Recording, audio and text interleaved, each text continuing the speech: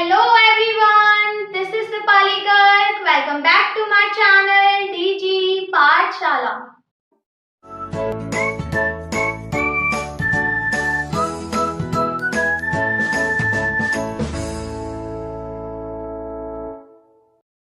Guys, आज की video का टॉपिक है आयोनाइजेशन एनर्जी। तो इस वीडियो में मैं आप लोगों को बताने वाली हूँ कि आयोनाइजेशन एनर्जी क्या होती है और इसका ट्रेंड क्या होता है पीरियोडिक टेबल में। तो चलिए स्टार्ट करते हैं। गाइस, जो आयोनाइजेशन एनर्जी होती है उसको आयोनाइजेशन पोटेंशियल या फिर आयोनाइजेशन एंथैल्पी भी कहा जाता है और इसको हम डिनोट करते हैं capital I dot capital E dot से।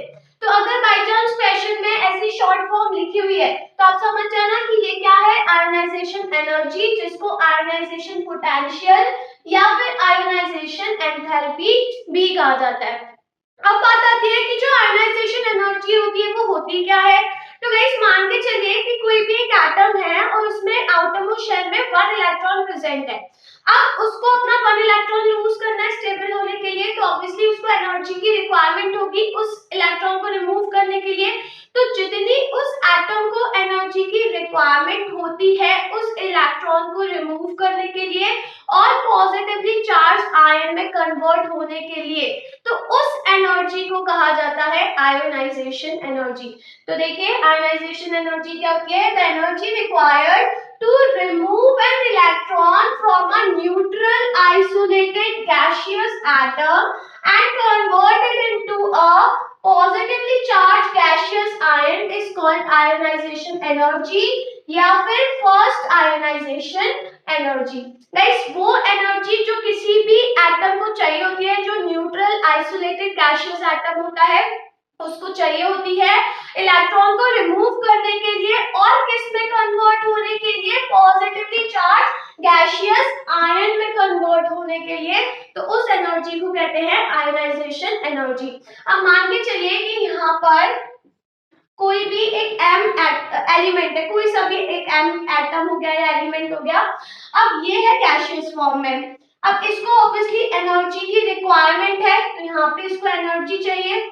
तो इसको कौन सी एनर्जी चाहिए? यहाँ पे आयोनाइजेशन एनर्जी चाहिए। किसमें कन्वर्ट होने के लिए? पॉजिटिवली चार्ज गैसियस आयन में कन्वर्ट होने के लिए। और इलेक्ट्रॉन यहाँ पे 1 इलेक्ट्रॉन अपना क्या कर रहा है?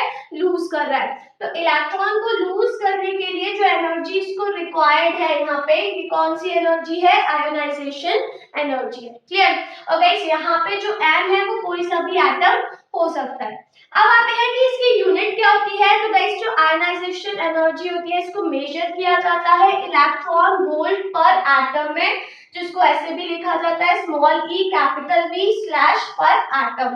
तो मेजर किया जाता है इलेक्ट्रॉन वोल्ट पर एटम में, बट इसकी जो एसआई यूनिट होती है वो होती है किलो जूल पर मोल। याद रखिएगा क्योंकि इस पर बेस्ड क्वेश्चन आता है कि एसआई यूनिट क्या होती है आयोनाइजेशन एनर्जी की?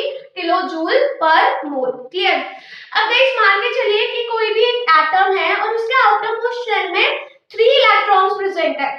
तो वो अपना 3 इलेक्ट्रॉन लूज करेगा, तो वो एक एक करके इलेक्ट्रॉन लूज करेगा। पहले फर्स्ट इलेक्ट्रॉन, फिर सेकंड इलेक्ट्रॉन और फिर थर्ड इलेक्ट्रॉन। तो तीनों इलेक्ट्रॉन को लूज करने के लिए उसको एनर्जी की रिक्वायरमेंट होगी। तो यहाँ पर अगर मान के चलिए वो फर्स्ट इलेक्ट्रॉन लूज कर रहा है तो उसको आयोनाइजेशन एनर्जी जो चाहिए वो IE1 चाहिए। अब सेकेंड इलेक्ट्रॉन को लूज करने के लिए उसको एनर्जी IE2 चाहिए और थर्ड को लूज करने के लिए उसको एनर्जी IE3 चाहिए। ठीक है, ये तीनों एनर्जी अलग अलग है। ये वाली एनर्जी है जब उसने अपना 1 इलेक्ट्रॉन लूज करा, ये वाली जब सेकंड करा, ये वाली जब थर्ड करा। तो गाइस, यहाँ पर जो थर्ड वाली आयोनाइजेशन एनर्जी होगी वो ज्यादा होगी, फिर उसके बाद सेकंड वाली होगी और सबसे कम कौन सी होगी? फर्स्ट वाली होगी। दैट मीन्स कि पहले वाला इलेक्ट्रॉन को लूज करने के लिए उसको कम एनर्जी की रिक्वायरमेंट होती है, सेकंड वाले को लूज करने के लिए थोड़ी ज्यादा एनर्जी चाहिए होती है और थर्ड वाले को लूज करने के लिए और भी ज्यादा एनर्जी चाहिए होती है। तो यहाँ पर ये वाली जो एनर्जी है ये कौन सी है? फर्स्ट आयोनाइजेशन एनर्जी, ये वाली है सेकंड आयोनाइजेशन एनर्जी और ये वाली है थर्ड आयोनाइजेशन एनर्जी। तो गाइस ये लगातार एनर्जी यूज हो रही है, एक के बाद एक इलेक्ट्रॉन क्या हो रहा है, लूज हो रहा है। तो इन एनर्जी को सक्सेसिव आयोनाइजेशन एनर्जी भी कहा जाता है। सक्सेसिव मतलब लगातार, तो एक के बाद एक इलेक्ट्रॉन को लूज करने के लिए आयोनाइजेशन एनर्जी की रिक्वायरमेंट है। तो इन आयोनाइजेशन एनर्जी को सक्सेसिव आयोनाइजेशन एनर्जी भी कहा जाता है। याद रखिएगा जो थर्ड वाली आयोनाइजेशन एनर्जी होती है वो सबसे ज्यादा होती है और फर्स्ट वाली सबसे कम होती है। क्लियर। अब बात आती है कि जो आयोनाइजेशन एनर्जी है वो किसके ऊपर डिपेंड करती है, तो वो दो चीजों के ऊपर डिपेंड करती है, पहला एटॉमिक साइज एंड दूसरा न्यूक्लियर चार्ज। गाइस अगर मान के चलिए कि एटम का जो एटॉमिक साइज है वो बढ़ता जा रहा है, अगर हम बात करते हैं पीरियोडिक टेबल की, तो पीरियोडिक टेबल में अगर डिफरेंट एटम्स का एटॉमिक साइज बढ़ता जा रहा है, तो जैसे जैसे जो साइज होगा वो इंक्रीज होता जाएगा। अब यहाँ पे थोड़ा प्रैक्टिकली सोचिएगा कि अगर साइज बढ़ता जा रहा है तो ऑब्वियसली जो आउटर मोस्ट शेल में जो इलेक्ट्रॉन है और जो न्यूक्लियस है उनके बीच में फोर्स ऑफ अट्रैक्शन कम होता जाएगा। तो उस इलेक्ट्रॉन को लूज करने के लिए कम एनर्जी में ही वो इलेक्ट्रॉन इजीली लूज हो जाएगा, उसको कम एनर्जी देनी पड़ेगी। तो इस केस में जो आयोनाइजेशन एनर्जी होगी वो क्या होगी, डिक्रीज करेगी। अगर एटॉमिक साइज बढ़ता है तो आयोनाइजेशन एनर्जी क्या करती है, डिक्रीज करती है। क्यों? क्योंकि उसको कम एनर्जी में ही वो इलेक्ट्रॉन इजीली लूज हो सकता है। अब सेकेंड है न्यूक्लियर चार्ज। तो गाइस अगर न्यूक्लियर चार्ज इंक्रीज होता है तो जो आयोनाइजेशन एनर्जी है वो भी क्या होती है, इंक्रीज होती है। मतलब ये डायरेक्टली प्रोपोर्शनल है। क्यों? क्योंकि गाइस अगर न्यूक्लियस पे चार्ज बढ़ता जाएगा, जो न्यूक्लियस का पॉजिटिव चार्ज है वो बढ़ता जा रहा है, तो जो न्यूक्लियस है वो आउटर मोस्ट शेल में जो इलेक्ट्रॉन है उससे उस पे फोर्स ऑफ अट्रैक्शन ज्यादा लगाएगा। फोर्स ऑफ अट्रैक्शन ज्यादा लगाएगा तो ऑब्वियसली हमें उस इलेक्ट्रॉन को ज्यादा एनर्जी देनी पड़ेगी लूज होने के लिए। तो यहाँ पे क्या हो रहा है, जो आयोनाइजेशन एनर्जी है वो बढ़ रही है। तो अगर न्यूक्लियर चार्ज बढ़ता है तो आयोनाइजेशन एनर्जी बढ़ती है, ये चीज याद रखिएगा। अब बात करते हैं ट्रेंड्स की कि पीरियोडिक टेबल में जो आयोनाइजेशन एनर्जी है डाउन द ग्रुप और अक्रॉस द पीरियड जाने पर कैसे चेंज होती है। तो सबसे पहले बात करते हैं डाउन द ग्रुप। अगर हम पीरियोडिक टेबल में डाउन द ग्रुप जाते हैं तो जो आयोनाइजेशन एनर्जी होती है वो डिक्रीज करती है। क्या करती है, डिक्रीज करती है। क्यों? क्योंकि जो एटॉमिक साइज होता है वो इंक्रीज करता है। अगर हम डाउन द ग्रुप जा रहे हैं तो एटॉमिक साइज इंक्रीज करता है क्योंकि शेल जो होती है वो बढ़ती है। अब शेल बढ़ेगी तो एटॉमिक साइज बढ़ेगा और एटॉमिक साइज अगर इंक्रीज करता है तो आयोनाइजेशन एनर्जी क्या करती है, डिक्रीज करती है। तो याद रखिएगा डाउन द ग्रुप जाने पर आयोनाइजेशन एनर्जी डिक्रीज करती है। बट अगर हम अक्रॉस द पीरियड जा रहे हैं फ्रॉम लेफ्ट टू राइट तो जो आयोनाइजेशन एनर्जी होती है वो इंक्रीज करती है। क्यों? क्योंकि लेफ्ट टू राइट जाने पर जो न्यूक्लियर चार्ज होता है वो इंक्रीज करता है। एटॉमिक नंबर इंक्रीज कर रहा है, नंबर ऑफ प्रोटॉन्स इंक्रीज कर रहे हैं, तो जो न्यूक्लियर चार्ज होता है वो इंक्रीज करता है। न्यूक्लियर चार्ज अगर इंक्रीज करता है तो ऑब्वियसली जो आयोनाइजेशन एनर्जी होती है वो इंक्रीज करती है। क्लियर? तो गाइस ये दोनों ट्रेंड हो गए। अब यहाँ पे एक क्वेश्चन पूछा जाता है कि पीरियोडिक टेबल में सबसे ज्यादा आयोनाइजेशन एनर्जी किसकी होती है। गाइस अगर हम पर्टिकुलर पीरियड की बात करते हैं, जैसे फॉर एग्जांपल हमने थर्ड पीरियड का एग्जांपल ले लिया।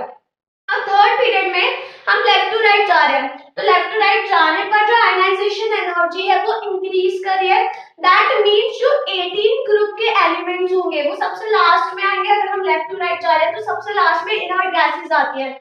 तो इनर्ट गैसेस जो होती है उनकी आयोनाइजेशन एनर्जी सबसे ज्यादा होती है अगर हम एक रिस्पेक्टिव पीरियड की बात करते हैं। तो याद रखिएगा कि जो इनर्ट गैसेस होती है उनकी आयोनाइजेशन एनर्जी सबसे ज्यादा होती है क्योंकि उनको एनर्जी सबसे ज्यादा देनी पड़ती है इलेक्ट्रॉन को लूज करवाने के लिए। अब अगर हम पीरियोडिक टेबल की बात करते हैं तो सबसे ज्यादा आयोनाइजेशन एनर्जी कौन से एटम की होती है, तो वो होती है हीलियम की। हीलियम की आयोनाइजेशन एनर्जी सबसे हाईएस्ट होती है। क्यों? क्योंकि जो हीलियम होता है अगर आप देखें तो बिल्कुल कॉर्नर में आता है, पीरियोडिक टेबल में बिल्कुल कॉर्नर में आता है राइट हैंड साइड पर। तो जो हीलियम होता है बिल्कुल कॉर्नर पर आ रहा है, तो इसकी जो आयनाइजेशन एनर्जी होती है सबसे हाईएस्ट होती है, मतलब इसको सबसे ज्यादा एनर्जी चाहिए होती है इलेक्ट्रॉन को लूज करने के लिए। और सबसे कम जो आयनाइजेशन एनर्जी होती है वो होती है सीजियम की, इसकी होती है लोएस्ट आयोनाइजेशन एनर्जी सीजियम की। क्यों? क्योंकि सीजियम जो होता है वो लेफ्ट हैंड साइड आता है और सबसे नीचे की साइड आता है। तो जो सीजियम होता है उसका साइज बहुत बड़ा होता है। सीजियम का जब साइज बड़ा होता है तो ऑब्वियसली हमें थोड़ी सी एनर्जी देनी पड़ेगी और वो इजीली इलेक्ट्रॉन को क्या कर देगा, लूज कर देगा, क्योंकि इसके आटम शेल में 1 इलेक्ट्रॉन होता है तो इजीली ये लूज कर सकता है। तो याद रखिएगा सबसे हाईएस्ट आयनाइजेशन एनर्जी होती है हीलियम की और सबसे लोएस्ट आयनाइजेशन एनर्जी होती है सीजियम की। ये क्वेश्चन इंपॉर्टेंट है, ये क्वेश्चन जनरली पूछ लिया जाता है। क्लियर? और अगर हम किसी भी रिस्पेक्टिव पीरियड की बात करते हैं तो उस रिस्पेक्टिव पीरियड में जो सबसे लास्ट में एलिमेंट आता है दैट इज इनर्ट गैसेस जो आती है, इनर्ट गैसेस की जो आयनाइजेशन एनर्जी होती है वो हाईएस्ट होती है रिस्पेक्टिव पीरियड में। बट अगर फुल पीरियोडिक टेबल में बात करें तो सबसे हाईएस्ट होती है किसकी? हीलियम की। क्लियर? तो गाइस ये हो गया पूरा आयनाइजेशन एनर्जी, इसको याद रखिएगा और इसको नोट कर लीजिए।